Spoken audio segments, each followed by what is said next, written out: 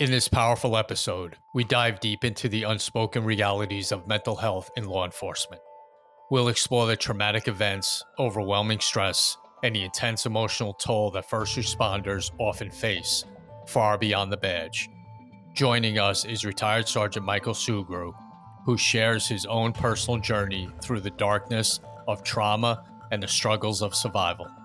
This raw conversation sheds light on a critical need for mental health awareness on the force and the urgent importance of breaking the silence around suicide prevention. Tune into a truly impactful discussion on the challenges, resilience, and hope that define the lives of those who protect and serve. Gold Shields brings true stories from law enforcement, the military, true crime authors, and first responders. Experience the dedication, danger, and emotional toll with the heroes themselves. These gripping tales of true crimes, true stories, and true heroes are all here on Gold Shields. Hey, Mike, welcome to Gold Shields. Thanks for having me. The pleasure. It's an honor to have you here, right, Tom? This is someone we've been looking forward to. Oh yeah. I mean, both our crazy schedules. This took about a year to get back and forth. And what about now? No. What about then? No. And then finally, I think Mike, about a month or so ago, we finally hooked up and like, yeah, that thing works. We were both like, oh crap, okay, good. So this is one of those special ones because like we just talked about before we came on the air, Dan. Mike's show, what we're about to talk about, encompasses pretty much everything we talk about on Gold Shields, from a true crime scenario to a devastating scenario of what happened when and what police work is all about, to the aftermath of it with mental health and what Mike went through. And he's going to tell his story, and it's going to be compelling and one of those special ones for sure. And Tom and I are we're big fans of people like you who come through traumatic events in your career, critical incidents, and then use what they've learned and use the strength that they've gained from that journey to help others. And we've had several guests already who we've been honored to have on, but we're honored to have you, Mike. And as I said, welcome. But tell us a little bit about you. Where did you come from? How did you get into policing? What brought you to where you are today? So originally, I'm from the San Francisco Bay Area out in Northern California, and my interest in law enforcement actually started as a child. So my stepfather came into my life very early on. He was already in law enforcement.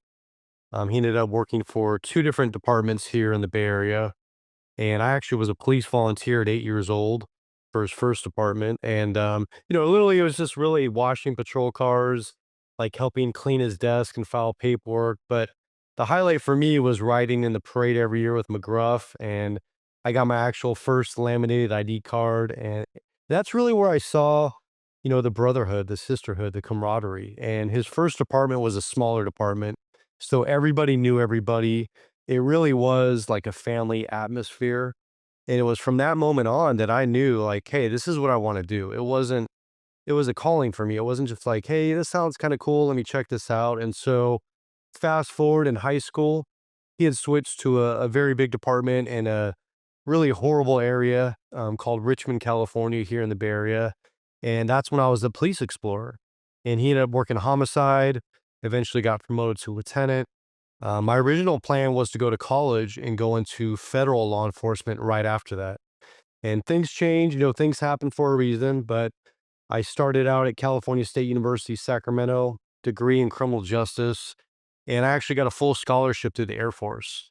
And my first choice was security forces, which is basically law enforcement, anti terrorism, force protection, air base ground defense, nuclear security.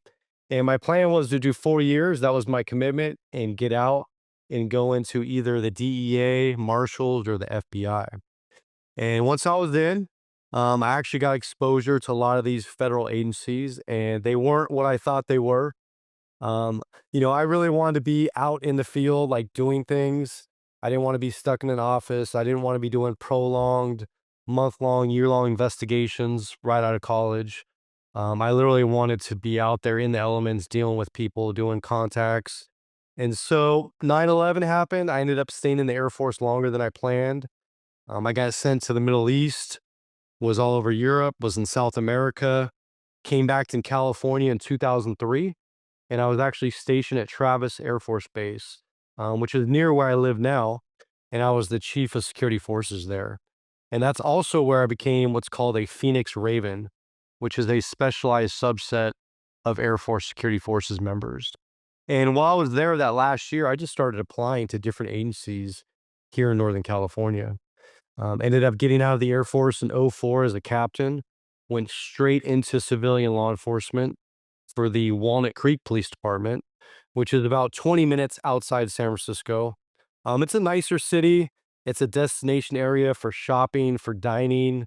There's two highways that run through it, a lot of traffic. The daytime population doubles from what it is at night. But there's also like a huge nightclub scene, bars, all those types of things. And so hit the ground running. And my whole plan then was to go undercover. I wanted to do narcotics. And so I set my goals.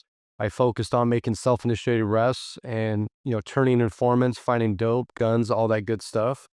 And eventually I made the regional task force for the state of California, basically the DEA, which was called the Bureau of Narcotic Enforcement. And I was living my dream. I mean, that literally was my dream. And I don't want to go into great detail. I talk about this in my book, but it turns out that my boss, the task force commander, was stealing our drugs and was actually selling it on the side. He was running his own brothels. He was doing like interstate gun and dope transactions. I mean, you can't even make this stuff up. There was like a 48 hours and a dateline on it. But actually, that got me pulled back into my agency. And good or bad or indifferent, I started getting more face time with the admin and the higher ups. And I ended up getting promoted to sergeant with 8 years on. And really, that's where my story starts. That's where this journey started as a brand new patrol sergeant in the city of Walnut Creek. We could do a show just on that guy. Oh, absolutely. Absolutely. An episode. You wouldn't even believe it. I mean, his partner had a show in the works with Lifetime Network. It was called Mommy PIs. And this thing just splintered off and branched off into all these different crazy things. And thank God the California Department of Justice actually, they didn't know who was involved. So thankfully, they wiretapped us and surveilled us to figure out who was in on this. And fortunately, none of the active task force members knew about it. They weren't involved in it. And that is what cleared us because if that never happened, I mean, I'd still be under suspicion today for being part of that. Well, that's a really good point. Tom and I can talk the all day long about the people that we worked with at one time or another who are now residents of the Federal Bureau of Prisons or state correctional institutions or were for long periods of time because of the crap that they pulled when they were on the job.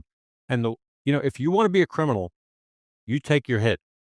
But watching other cops go down because they were around it and the knowledge that you don't have to be proven guilty. You're guilty by association when it comes to police work, and the world assumes you are. So that's a terrible thing. I've seen it. It's horrible. I know what you mean. It was, and that was my dream, that was my focus, and I was gonna stay in that undercover position for 5, 7 years if I could. I was even thinking about transferring to the Department of Justice and doing that as a full-time gig. I mean, that's how much I loved it, and to have that come crashing down, like, everything around me and have that pulled out from me, that for me was my first exposure to, corrupt law enforcement, and, like you said, I'm gonna tell you right now, there is nothing that makes me more angry, more pissed off than somebody that tarnishes this badge and tarnishes the profession because, 99.9% of us, we go out there every single day willing to live our lives on the line for complete strangers, and that hit me to the core. I mean, absolutely hit me to the core. Yeah, and unfortunately, I lived through that when I was on patrol and worked in the 30th precinct in Harlem, which ended up being the worst NYPD police corruption scandal in history, was my command. I was surrounded by 33 cops who got locked up, a number of other suspicious ones, 3 suicides, all in about a year and a half. So I know what you're saying. Danny worked there before all this happened. So there's nothing that infuriates a bad what's the saying? Uh Nobody hates a bad cop worse than a Worse good than a cop. good cop. Right. And so you're pissed off. I feel it. Danny feels it. We've done shows on it. Uh so we understand. The one thing I want to ask you, and this is something Danny says all the time, because Danny was a detective and then got promoted to sergeant. Did you kind of go, ugh, okay, from being at that level of what you were doing as a detective and undercover and the task force and all that, and then it's all cool, you get your stripes, and then it's like, oh wow, this is completely different from what I was doing. I'm gonna tell you right now, it's one of my biggest regrets because when this happened, I mean, I did get pulled back into, in-house investigations, and I was doing investigations that weren't anywhere on the level that I was on the task force. But the other thing that I wanted to do was to be a canine officer. I'd done the agitation work, the decoy work, and I had set myself up for that position. And literally at the same time, the canine position came up and the sergeant position came up. And honestly, I didn't think I was going to get promoted to sergeant. I was doing it for experience because, my agency was like, hey, look, if this is something you want to do, you got to put in, you got to show your interest, blah, blah, blah. And so that's what I was thinking. And so when I got it, I was like, are you kidding me? Like, I mean, did they really pick me to be sergeant? And so yeah, it hit. But then I actually got myself in trouble because when I was on the streets, I was still running and gunning, trying to make cases and doing stops and making arrests. And I can't tell you how many times my lieutenant or captain called me in. They're like, "Look, sergeant," they're like, you're making more numbers than your entire team, and that's not your job. Your job is to supervise them and to mentor them and then guide them and all these things. And so yeah, it was a difficult transition for me for sure. I can agree with that and relate, and Tom can tell you stories about what a reluctant sergeant I was in certain ways. I wanted to keep wearing the detective hat because I loved that. And the only reason I became a sergeant was because I wanted a raise, frankly, and also because I wanted to work my way back to a chance to really work cases again and share with some of the maybe younger detectives and stuff who were lurking. Because I had great opportunities and I learned a lot in my time.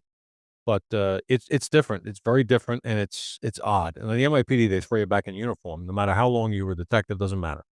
Going back in uniform, you're supervising typically a bunch of rookies on the 4 to 12s, and you're learning patrol again. And that was me. I was off for almost 10 years, and now I'm back. And I can totally relate to that. But why don't we delve a little bit further into, okay, not to tell too far down the road, but you had a critical incident. You were involved in a critical incident that really was kind of defining moment for your career, wasn't it? It was, and for me, it was actually my second solo week as a patrol sergeant. Prior to that, we had an informal training process where you basically just ride around with other sergeants on different shifts. You get a feel for how they run things. They run lineup, they respond to calls, review, reports, that type of thing. So I did that for about a month. And then fast forward to the week of Christmas, 2012. I was literally on graveyard shift, of course, on my second solo shift, minimum staffing, and that's when this incident happened that it changed my life forever. And I don't want to go into great detail here, but what I'll tell you is that basically it came out as a call at a condominium. And there was at first, I just thought a young woman who was there with a man with a knife. And on the way there, we got some more details. And it turns out that there was a boyfriend and girlfriend barricaded inside their bedroom, and there was a guy with a huge knife, like a Michael Myers knife, that was literally stabbing through their bedroom door, trying to get to them to kill them. And I was actually first on scene.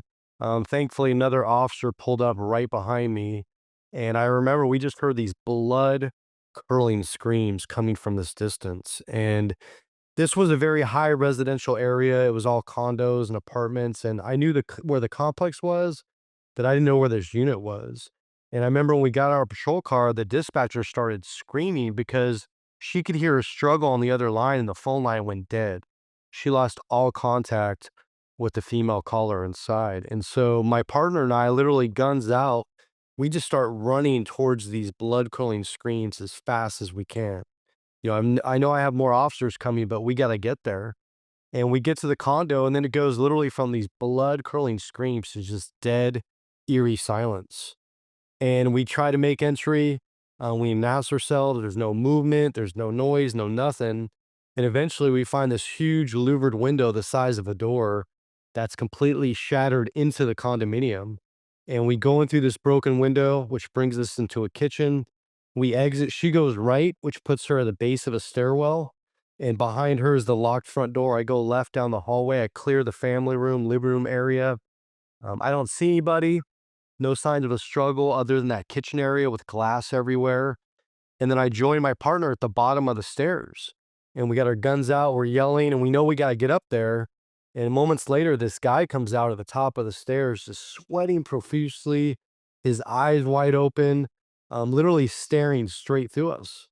And at first, we can't see the entire right side of his body. You know, our guns are out. We're yelling at him, show us your hands, show us your hands. Nothing. I mean, no reaction. I don't remember eyes blinking, no facial expressions. And during this time, two more officers come in the condominium. And I yell for one of them to get the taser. So the officer says that he's got the taser. He positions right behind myself and that first officer. And that last officer goes perpendicular to the stairwell with her gun out. And then moments later, he comes fully out at the top. And my partner yells, he's got a knife. He's got a knife. And sure enough, we can see a huge knife in his right hand. He was just clenching it with his fist. And so now, guns out, we're yelling, you know, drop the knife, drop the knife. Again, no reaction. I mean, no movement, no expression, just literally staring straight through us. And moments later, he takes the knife up in a stabbing position, starts coming towards us down the stairs. I shoot, other officers shoot, the officer deploys the taser. You know, seconds later, he's at the bottom of the stairwell. Two of the officers retreated to the family room, living room area. The officer had the taser. He dropped that. He has his gun out. And we're literally just a couple feet from this guy at the stairs. And I can't see any blood. I can't see any injuries. But I can see he's still clenching this huge knife. And all we know is he's between us and the couple upstairs. And we don't know if they're dead, if they're dying, if they're bleeding out. And so we got our guns out. We're yelling, drop the knife, drop the knife. He starts coming back up with a knife. I shoot. My partner shoots. I mean, just absolutely devastating. I mean, his eye was gone, blood everywhere. We checked vitals. There were none. We already had medical staging. I radioed to send in medical. I had officers go upstairs, and thank God we got there when we did, because this door, the bedroom door, was coming off the hinges as this couple had their bodies barricading against it, and he was just stabbing through the door. And I know today, had we not gotten there and we did, they'd be dead. I have no doubt whatsoever. But that incident, it changed everything for me. And for whatever reason, you know, I'd been in the military for 8 years. I was a security forces officer, Phoenix Raven. I'd been to the Middle East, South America. You know, I'd been undercover for a couple of years doing high risk entries daily, like SWAT style entries. Almost shot people before, but this incident, literally in a millisecond, took away that feeling of invincibility that I had had at this point for over 14 years, where literally I felt unstoppable and untouchable. And for whatever reason, I call this my tipping point, because up to this point, I had been exposed to hundreds and hundreds of traumatic incidents, just like all first responders. You know, any cop that's been a cop for 5 years, or firefighter, or paramedic, or dispatcher, they've been exposed to hundreds and hundreds of traumatic incidents. But I never talked about them. I never processed them. I just let them bottle up inside and eat away at me. And it was this incident that changed everything for me. Wow. Uh, you basically, in that the last thing you said, Mike, summed up every cop in the United States. You know, you can go through A, B, and C and deal with it and be fine. And that one job comes over, and that one radio run that changes everything in your life in, like you said, a millisecond. And you just summed up law enforcement. That's why our job is so freaking difficult. And when you have people that go at us of, why didn't you do this? Why didn't you do that? You just summed up why that doesn't happen. And, you know, now we're going to get into, obviously, I just wanted to say that because you just did a magnificent job summing up law enforcement and what it is. And like you said, that incident now changes everything about not just the job, your personal life. It did. I mean, for me, and I came home, hours and hours later after being sequestered and eventually interviewed and going through the investigative process. And now I'm put on admin leave. And I remember going home and, I was happily married at the time. I had a beautiful 2.5-year-old daughter. We had just bought in our dream house. I mean, like everything in my life at that point, I thought was perfect.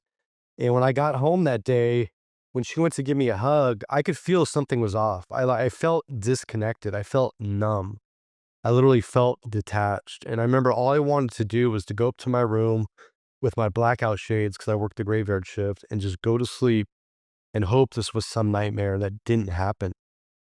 And that started, my isolation. It started my drinking. I started having nightmares, this face, this image of this guy that literally almost killed me. I couldn't get it out of my dreams. And up to that point, that 8 years in law enforcement and with being with my wife, again, I never talked about work. I never brought work home because I thought I was protecting her. And so I didn't establish this healthy communication between her to let her know when I was having a bad day, it wasn't her, it was something horrific that I had to see and deal with. And so when the shooting happened, again, I didn't do that. I isolated. I didn't want to be around anybody. I didn't want to talk to anybody. I literally just wanted to be by myself. And then I couldn't fall asleep, so I started trying to drink myself to sleep. And then again, I'd have these nightmares and then wake up the next morning and it'd be much worse. Obviously that doesn't help. It doesn't allow things to get better. And so for that first couple of weeks, and again, it's a gradual process. I mean, post-traumatic stress affects everybody differently, but for me, it was a very gradual process. But I knew instantly something was off. And again, it started to get worse and worse and worse. And while it was off, we've been ordered not to talk to anybody about it because obviously we're under investigation by our agency, also by the district attorney. But I could have talked to my spouse. I could have talked to a therapist or a counselor, a clergy member, but I didn't have any of those relationships. I didn't believe in any of those things. I didn't have that foundation in my life. And so I remember a week after we had then our IA interview, where again, I had to relive this incident and got re interviewed. And after that, we had a critical incident debrief where they had a contracted therapist, one that was culturally competent, myself, who was the supervisor, the leader, my officers, and the dispatcher in this debrief.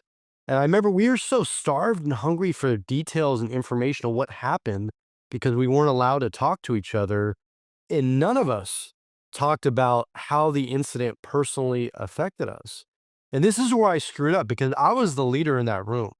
I was the supervisor. And I truly believe that, again, if I would have just opened up a little bit and talked about what was starting to happen at that point in my life, maybe others would have felt the trust and the comfort to be able to do the same. And maybe it would have started a different conversation. Maybe you would have allowed us to start dealing with some of these things. But I remember we were all in such a hurry to go back to work that it's like, okay, we got through the facts here. We're all good. You're good. I'm good. We want to go back to work. And so we literally went back within 2 weeks as quickly as we could. And I remember thinking to myself too that, I'm a brand new sergeant. I've got a year probation. And I don't want anybody thinking that anything's up with me, that anything's off. And so when I went to work, though, I was operational. I'm good to go, like most of us are, and you hear officers time and time again that work endless overtime, right? And they're always at work and they're getting the job done, they're performing. But what's going on at home? What's going on at the personal life? And so for me to have that dichotomy where at work during this time, everything's good. I mean, I'm doing what I need to do, I'm performing. And at home, things are slowly starting to fall apart. And one thing I didn't mention is that right after this incident, the family of the man who tried to kill us, they filed a federal lawsuit. And this lawsuit ended up dragging on for almost 4 years. And actually, in 2016, September, I ended up a defendant in federal court in San Francisco, one of the worst places you can imagine, being a police officer on trial. And this was literally at the height of the anti-cop movement. when it all started. And there's all these controversial shootings that had happened across the country. And this incident that I wanted to forget, I couldn't because we had depositions every single year. And again, I had to relive it over and over and over. And what I didn't tell you was the guy that tried to kill me, he had an identical twin brother. I mean, he looked just like him. So everything that you're describing is very much in line with stuff Tom and I have experienced, but also many people we have spoken to. And yes, post-traumatic stress does hit people differently, but there are certain common denominators, right? In police work, it's not like, let's say, for example, you're a civilian and you've lived a reasonably safe, secure life in a nice area, and all of a sudden you're a victim of a violent crime outside a shopping mall, and you're beaten down and robbed and hit with a gun and you're hospitalized. You're traumatized. And that trauma might really manifest itself right away or many years later. But that's the one real trauma in your life. You mentioned the fact that many, many, many times during a typical police career, you're going to see people going through serious traumas. And because you're human and you're right there with them and dealing with them, a piece of that comes off on you. You're a human being. So what do? We stick it in the closet because we have to go to work again the next day. We stick it in the closet. I'm not going to take this home and talk about, the child homicide I responded to tonight. I'm not going to talk about that. I'm going to go happy stuff, going to see my kids, all that stuff. But then at some point, an event comes where that closet that's filled with all this stuff breaks open, right? At least that's how it's been described to me. And in your instance, it was this situation. And one of the other things I find very fascinating, and I hope the law enforcement world picks up on this, is your family is not in any way, shape, or form prepared to deal with you. They don't understand the dynamics. All they know is, why is my husband or my father so mad all the time? What do you mean you can't sleep? Why are you drinking so much? Why are you blowing up at me? Why are you having a panic attack? All this kind of stuff. They don't understand it. And that's really hard to deal with, isn't it? It is, and that's our fault, and I take blame for that. And I ended up losing my marriage during the height of all this. And the thing is that I created that barrier, I created that distance. And the ironic thing was that if I would have had that healthy relationship and that communication, I could have leaned on her and could have opened up to her and gotten these things off my chest and processed them with her help. And instead, she's walking around on eggshells, like you said, thinking it's something she did, and wants to avoid me and doesn't understand why I'm so pissed off or why I'm so distant or why I don't want to see any of her family or any of the in-laws or see anybody for that matter. I don't want to be social. I don't want to go to these parties and these family events. I just literally want to stay home in my safe zone. And that's where, we got to take ownership of this. And I made that mistake when I started the police academy. I made that conscious decision that I would never bring work home because I thought it was protecting my family. And I couldn't have been farther from the truth. I couldn't have been more wrong. And what we need to do is on day one, like you said, we're humans and we see the worst in humanity day in and day out. And it's going to affect us. You can only say for so long, I don't know this person. That's not my family member. That didn't happen to me. That may work in the beginning. Gallows humor, joking about things, brushing it off. That may work in the beginning, but all it's going to do is push it farther, farther back until, like you said, we have that tipping point. And what people need to know is that you never know what your breaking point or tipping point is going to be. It's not always the most obvious situation. It's not the biggest situation oftentimes. For whatever reason, it's things that I think are going on in your personal life, and then something happens on the street. And I'll give you a perfect example, which wasn't a breaking point, but that further affected me was, I'd gone to DV calls, domestic violence calls, disturbances, family, disputes, child custody issues, all these things. But when I started going through my own divorce, fighting for custody of my beautiful daughter, I saw things from a totally different perspective. And those calls hit me so much harder because I could truly relate to what was going on both sides. And I could truly see what was happening to those people because I was living it. I had experienced it. And that's what I'm saying is we don't know what our incident's going to be, but you can prepare yourself ahead of time so that you can get through a full career. You can make it out healthy on the other side. And I truly believe that. And I truly believe that if I would have asked for help sooner, instead of struggling in silence for 4 years like I did, which almost cost my life, I think I'd still be working.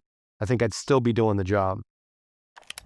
Introducing 221B Tactical, where innovation meets safety. Founded by a veteran police officer, 221B Tactical creates cutting-edge gear designed to keep you protected and comfortable in the toughest conditions. From the revolutionary MaxDri vest that keeps body armor users cool and dry, to high-performance gloves and tactical apparel, every product is field-tested by professionals on the front lines.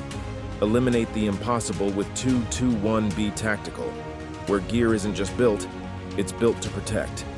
Visit 221btactical.com and gear up today.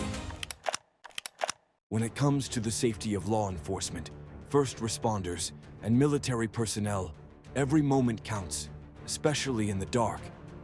Streamlight provides the reliable, high-performance lighting solutions that these heroes trust in the most dangerous situations, whether it's a car stop, navigating dark alleyways, or exploring abandoned buildings. With Streamlight by their side, our heroes can tackle challenges with confidence, knowing they have the power of advanced lighting technology to guide them. From the first responders on the front lines to the law enforcement officers ensuring our safety, Streamlight is there to make every mission a little easier and much safer. Join us in supporting those who protect us.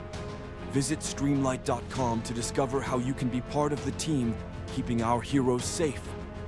Because when they shine, we all shine. Looking for powerful defense without the mess? Meet Impact, a revolutionary line of chemical irritants designed for law enforcement, military, and personal protection. With no blowback, no cross-contamination, and easy cleanup, Carry Impact delivers unmatched stopping power without the hassle. Whether you're in the field or on the street, safety should never be compromised. Protect yourself with the next generation of defense. Carry Impact, stopping power, redefined. Yeah, that's what I wanted to. The question I had for you, I don't know if you have the answer to this, but I'm trying to think of like our audience in thinking of questions for you. You mentioned you didn't want to go to family functions, you were this, you were that. Did you realize that afterwards? What I mean by that is, as you're going through this traumatic, post-shooting scenarios, do you see the unraveling of your life happening? Or do you just go, I'm fine, but it's still unraveling and not really understanding what's going on at home? And you know what I mean? I hope I'm asking it right. Do you have a conscious thought of my life is going out of control right now? Absolutely. But again, it's this mixed feelings where you think that you can control everything. You think that we know we're so used to having the answers and telling people what to do and knowing what to do. And so for me, there was this process going on where I knew things were falling apart, but in my mind, I thought I knew the answers on how to get through it. And none of those answers were healthy. None of them were good. They were all negative coping mechanisms. Oftentimes first responders will use, drugs, whether that's prescription medication, illicit drugs, alcohol, extramarital affairs, putting yourself in risky behavior or dangerous situations, gambling, porn addictions. I mean, like all these things that people do to distract themselves or to numb themselves, they don't ever make the problems go away. They just compound them and make them much, much worse. And so, yes, for me, but again, it was very gradual. I mean, like I said, in the beginning, it was just something's not right, something's off. It wasn't like full on, like, my world's falling apart, my life is over, my marriage is over. It wasn't like that. And again, I know everybody's experience is different, but for me, it was very gradual. And I think also to talk about was, again, the compounding effect. So I have the shooting, then I start having family problems at home. I've got the scrutiny of the lawsuit. We start having some court proceedings, start having depositions. My stepfather, my hero, gets diagnosed with stage 4 lung cancer at 58 years old. I mean, I started having health issues with repeated skin cancer diagnoses. Like all these things, I've got admin administrators who are coming down on me, who are extending my probation, literally threatening my promotion, not knowing if I'm going to make it through my sergeant status and maybe get kicked back to being a patrol officer. But it's this perfect storm where all these things are going on at once and they're compounding each other. But I also feel like I have to be strong. I have to be stoic, and I can't show weakness during this time. I've got to show everybody that I'm this badass who can do everything. I can get through it. I can take care of it on my own. I don't need anybody's help. I can do it myself.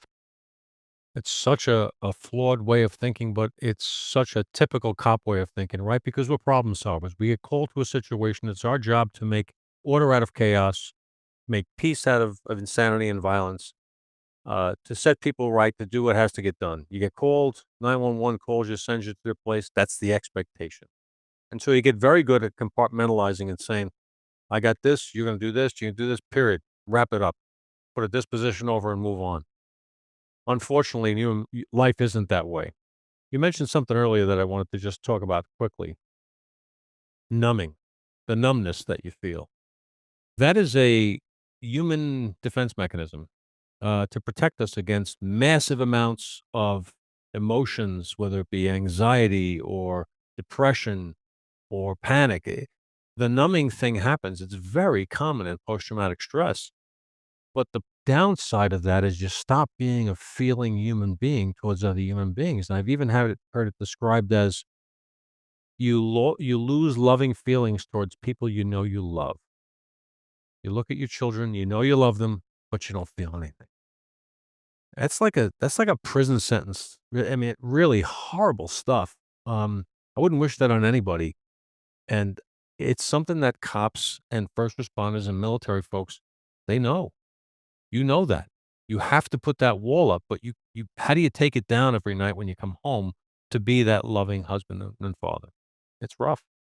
Absolutely, and it goes back to our culture, and I'll say it's difficult for both men and women, but I think it's extremely more difficult for men because we're so conditioned, from a young age as a child that showing any kind of emotion is absolute weakness, and that it's shameful. It's something that we shouldn't do as men. And so you compound that and you say, now I'm a first responder, whether it's a firefighter, a police officer, paramedic. I'm wearing this badge, this uniform. I'm this hero. I've got to take control. I've got to take charge. And again, I can't show any feelings. I can't show any emotion. And I'm not talking about just on the scene of a call. I mean, that's the obvious place where you don't want to show it. But I'm saying also with our blue family, right? Or a red family, why is it that we can't, when we get back to the station or after the call, if we meet up with one of our partners, why is it then that we can't just openly talk about the humanity or the horrific thing that we just had to see and deal with? And we can't. And it blows my mind that we're willing to trust each other enough to go into the most dangerous situation, active shooter situation, and know that we have each other's back. But why is it that we can't have that level of trust and comfort where we can just have real conversations one on one and just be real about this stuff? Because, like I said, this affects all of us. This affects everyone out there that's listening to this or watching this. Um, but why is it we can't do that? That's what's normal, right? But we make it abnormal not to do that. Right. And it goes back to that, it's the same thing with the mental health issue and bringing it up. It's that stigma. It's that I'm going to lay my heart out of the way I'm feeling, which cops aren't supposed to do, quote unquote.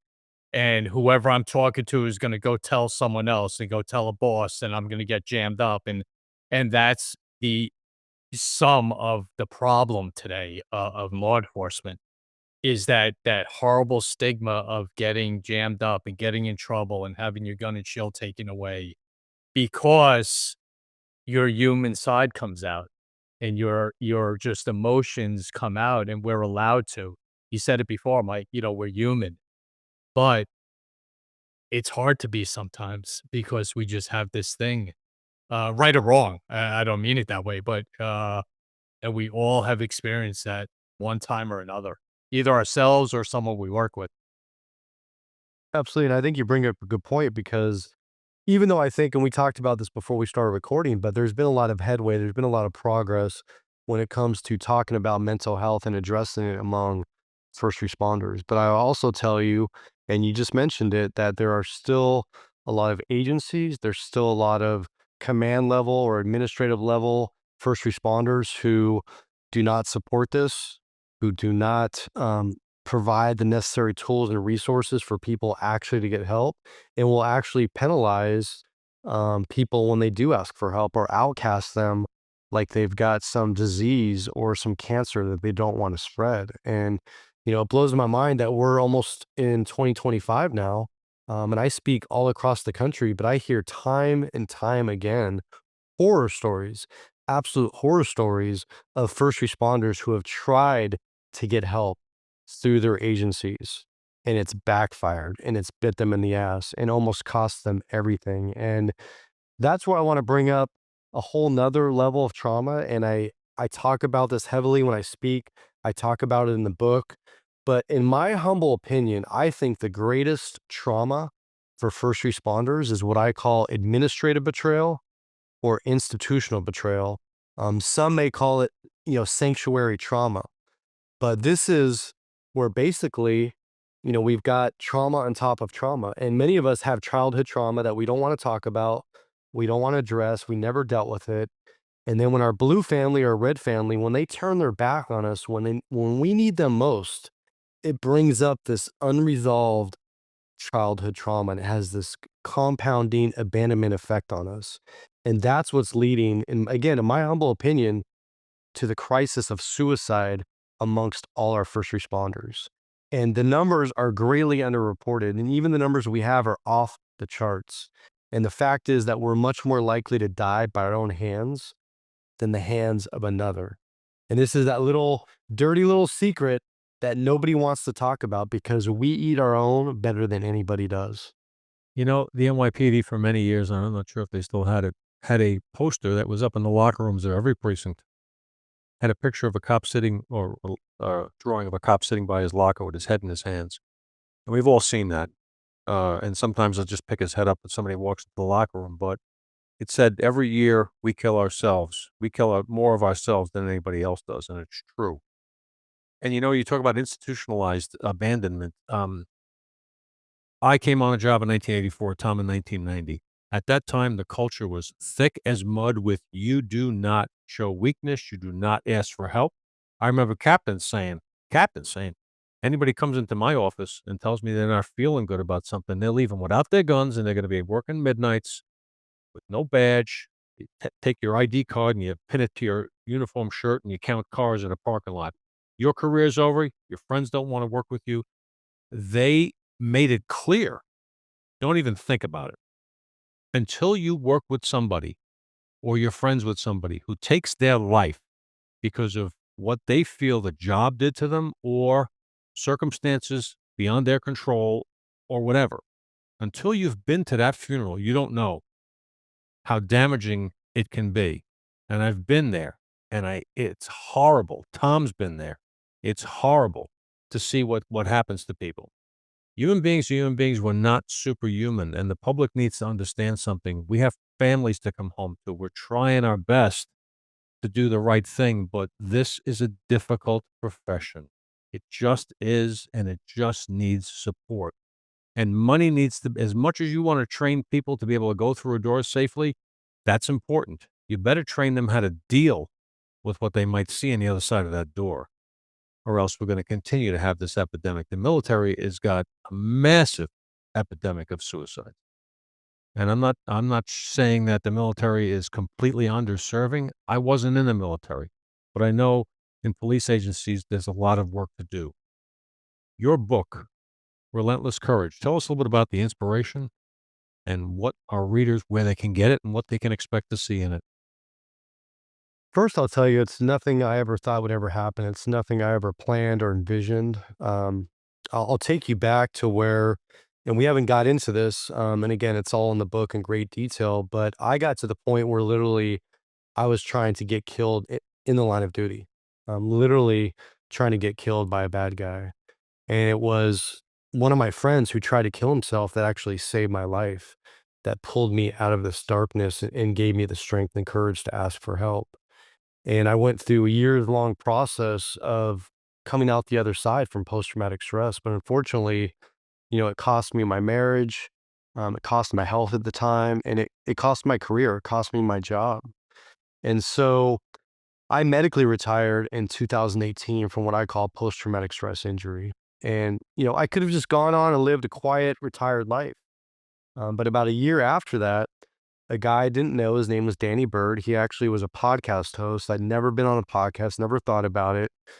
He was big into fitness. I'm into fitness. And he just reached out to me on LinkedIn and said, hey, I love all the articles you're sharing about mental health and talking about the suicide epidemic, and I'd love to have you on my show. And I was like, look, I appreciate it. It's not my thing. I'm not interested. And thankfully, this guy harassed me in a good way. And he backed me in a corner where he said, look, I'm going to drive, because he lived about 2.5 hours south of me. He said, I'm going to drive to you. You pick the spot. I need an hour of your time. And that's it. And so he got me to say yes. I'll never forget, I met him in the back of this Mimi's Cafe. I thought we were going to have breakfast, get to know each other.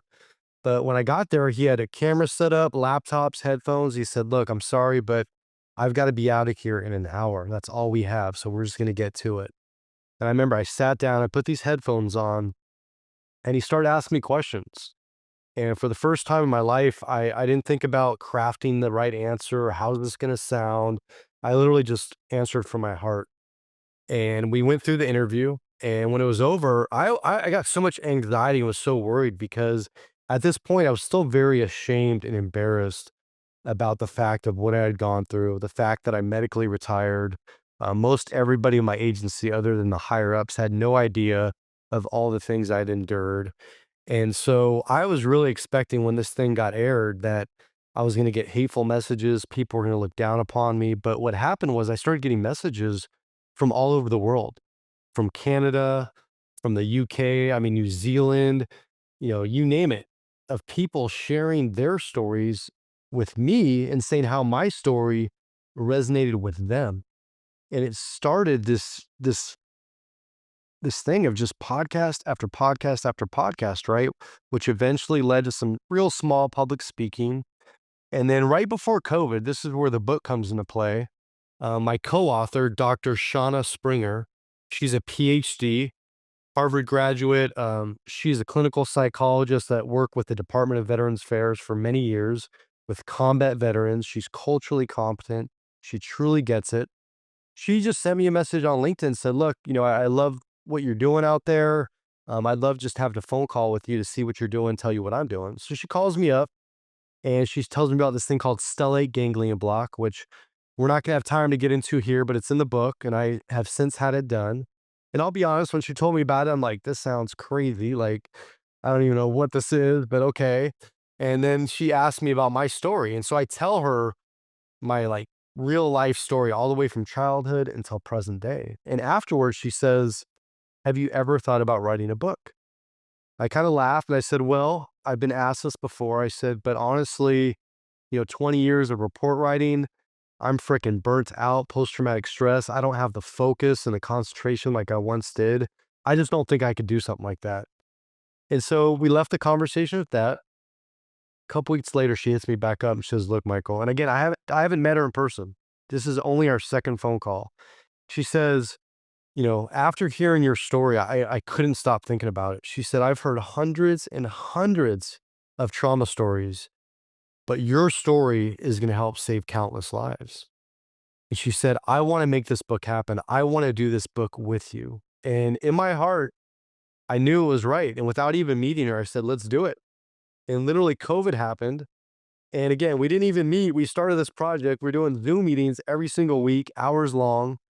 And we ended up coming up with this book, Relentless Courage, Winning the Battle Against Frontline Trauma. And as far as I know, there's not any other book like it in the world. And let me tell you why, because Every chapter has 2 parts. The first part is a gut-wrenching, true life story from the perspective of a first responder. And there's also a special chapter from a Vietnam veteran who is also a first responder. In the second half of every chapter, Dr. Springer comes in and breaks everything down and explains it in very easy to understand terms so that anybody, and when I say anybody, I mean anybody on the street who's never even met a veteran, a military service member, a first responder, they're going to now, for the first time in their life, see the true human side behind the badge and behind the uniform. And the thing about this book is it shows what can be done, the living proof of the collaboration between a culturally competent clinician and a first responder. And so we show a pathway to healing. We show how to get out of the darkest points you could ever imagine in your life and how to come out of that and live a life like I'm living now, which is a life better than I've ever lived before. And that's the thing, is that Doc Springer and I both poured our heart and soul into this project. And it came out originally in April of 2022, just the physical copy. The Audible came out not this past July, but the July before. And this book, literally, it's saving relationships, it's saving careers, but most importantly, it's saving lives all around the world. I mean, the the journey you've been on is heartbreaking, but it's a reality of what happens out there in our job, in our profession. And for you to take that and wrap it up and have the, focus to do this book, but exactly why you said it, for other people, is heroic. You're gonna get pissed at me. I get it. I got your personality, but it is, because it's very hard. It's very hard to do what you did, to accept what happened, to accept what you went through, but then to go, you know what? My trauma can help someone else going through a traumatic event. And that is heroic. And you're right. The word selfless comes to mind for me. And that's the reason most people become cops in the first place, or firefighters, is because they're selfless. They're not doing it for glory. They're not doing it for money, that's for sure. And they're not doing it for pats on the back, but they're generally doing it because they want to serve. When you want to serve others, you're a selfless person. And when you're a selfless person, that doesn't turn off. Tom and I have talked about this many times. My oath didn't stop when I retired. My feelings towards serving other people and helping other people didn't stop when I retired. I'm the guy that slows down if I see a car stop at night with a single cop. I want to make sure he's all right, he or she. I mean, that's what we all have in our heart if you did this job for the right reason.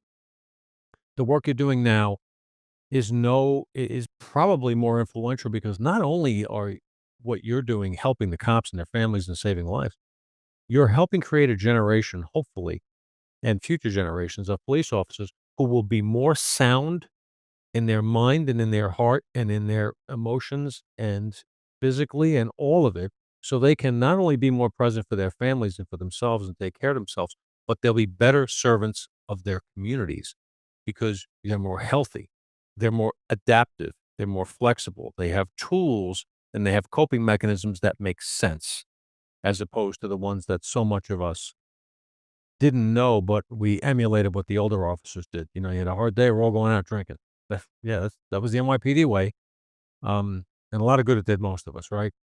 But I can't begin to thank you enough. I can't wait to dive into the book, Relentless Courage, and if you need or if you wanna get in touch with Mike, for speaking engagements, etcetera, Mike, please tell our audience how they can reach out to you, first of all, get the book, and secondly, to learn more about availability for speaking, training, etcetera. So the book, Relentless Courage, Winning the Battle Against Frontline Trauma, it's available on Amazon, hardcover, paperback, Kindle. We actually did the Audible in our own voices. And we had to relive these events. So you're going to hear it straight from the heart and soul of myself and Doc Springer. The book's also available online at Barnes& and Noble, Walmart.com, a bunch of other retailers. Again, just Google Relentless Courage, it'll come up. But as far as getting a hold of me, I'm on pretty much every single social media platform out there. You just type in Sergeant Michael Sugrue, Sugrue, but I'm on LinkedIn, Facebook, Instagram, Threads, I mean, Truth, Parler, TikTok. Like, not joking, I'm on every platform. So I just type hadn't in my noticed. name. I didn't notice. And I check my messages daily. So that's the thing, is that I do want to hear from people. And what I tell people is that if you read or listen to Relentless Courage, I want to hear what your thoughts are. Mhm. And I will make myself available to you. If you want to have a phone conversation and talk about the book or talk about how it affected you or helped you, I want to hear from you. So please, please reach out. I'm available. I'm here. And one thing I also want to mention, that in the back of our book, we have an entire resources section with vetted resources solely for first responders, military members, veterans, many of which are private, they're confidential, and they don't cost a dime. So just please, just know that if you're struggling, there is help out there. And what I tell people is I'm not special, I'm not unique. I'm just willing to talk about this. But we all have a story, we all have experiences. And just know that your story, by sharing it, it can heal you, but it can also help others as well. That's about it. I mean, that is about it. And Mike, really, to take what you did and what you're doing now is absolutely amazing, amazing, amazing. And you're going to help people. There's going to be people out there that you're going to help. And Dan and I said it all the time. If we could do this silly little show and help one person because of someone we have on or a topic we're talking about, all of this is worth it. If one person goes, yeah, you know what? I listened to Tom and Dan. They had that Mike guy on. Let me check that out. All this is worth it. And Absolutely. and you are a credit, man, really. And it is a no lie honor to meet you, to hear your story, and to any help we can, we're here for you, man. Likewise, I appreciate it. Like I said, I mean, that's this domino effect, right? And I can tell you right now that you guys are helping much more than one person. But that's the point, is that we can help that one person. How many people can they help? And it's just that domino. It keeps going and going and going. And that's how we change this culture. That's how we save lives. So keep up the tremendous work. And again, it was my honor to be on your show. So thank you. Thank you. Thank you so much, Mike. I know I'm gonna be ordering a book about 5 minutes from now, and I know Yeah. that as soon as Tom learns to read, he will read your book too. I promise that.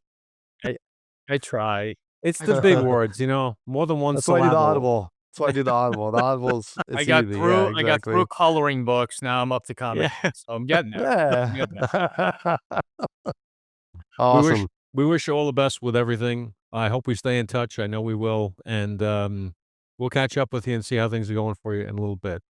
But, Absolutely. for now, I'll let my partner, Tom, send us off as he always does. Yeah, Mike, don't go anywhere. We got to talk about a few things. You know what? If at the end of a show makes it more important, like we always do, it's this episode, to pray for our law enforcement officers, pray for their families, pray for their well-being, both physically and mentally. Ladies and gentlemen, anyone listening or watching this show, it's a really, really hard job, and it's not easy because you could have a great night and in a millisecond, everything in your world changes, and we have to deal with that. So pray for our law enforcement officers, our first responders, our military vets who go through very similar things. And like I say, you see a cop driving by, give him a wave, pat him on the back in the store, say thank you, because that can change a day. Just getting away from someone can change a day. Keep them in your prayers, keep them in mind. Everyone out there, again, check us out, thegoldshieldshow.com, Instagram, X, Facebook, LinkedIn, all of it. YouTube.com/@goldshields. Subscribe, hit the bell, all the good stuff that involves this silly little show that we have. So, again, Mike, Dan, an absolute pleasure today. Everyone out there, stay safe. We'll see you all soon.